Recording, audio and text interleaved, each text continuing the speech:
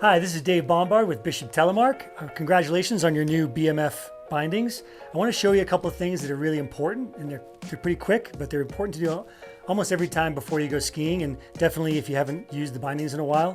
The first thing that you gotta do is make sure that the binding is tight to the switch plate.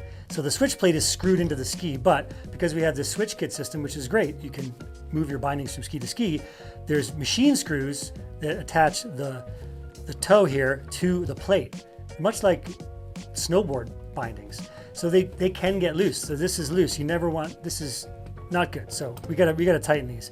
On the R, it's really quite easy to do. You don't have to take anything off. You just go into tour mode, go back into ski mode. That gives you access. Tilt this forward, and I can tighten these. What you want to, and if they are loose, I really recommend taking some Loctite and just putting a small drop of red Loctite. Don't worry, you'll be able to get them off, but I think the red is just gonna keep them tight for longer. I want these really good and tight. It's pretty much as hard as you can with a good pause drive number 3, or a regular number 3 screwdriver works as well. So you want those really tight. There. Now, put this back down, and that's not moving at all. It should not move. You can do this on the 3. On the 3, you have to just pop off the toe cage cover. So just pop that off. That gives you access to the back. Make sure those are tight, and then also you can just go through the toe cage to get to the front. Really important to do this all the time. The other thing to check is the boot fit. Here, put your boot in, just double check that your fit is good. This one actually looks good, but if I pop it in, it's not preloading this rear case enough. So on the back of the quick start guide is this boot fit check. You can print this off the website as well. That's on the, it's right on the red, it's on the edge. You want it firmly into this green zone.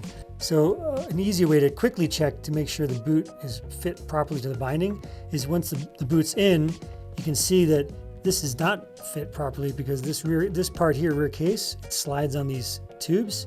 There should be a gap of about 4 or 5 millimeters between the knuckle and that rear case. So it's not preloading the boot properly. So we're gonna move this up one notch, and that's gonna give us the proper preload. So we loosen this up. This should always, also another screw that you should check, make sure it's always tight.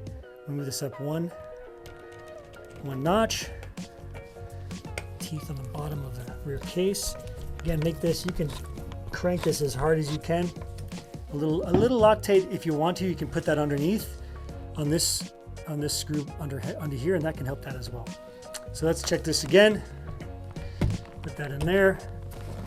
See, oh, it's a nice click, a really good click. This actually just, the lock came up on its own, which happens a lot of times if it's a proper fit. We'll check this again. So this is lined up in that green zone. The other thing you can see is you can see the gap between the knuckle there and the rear case.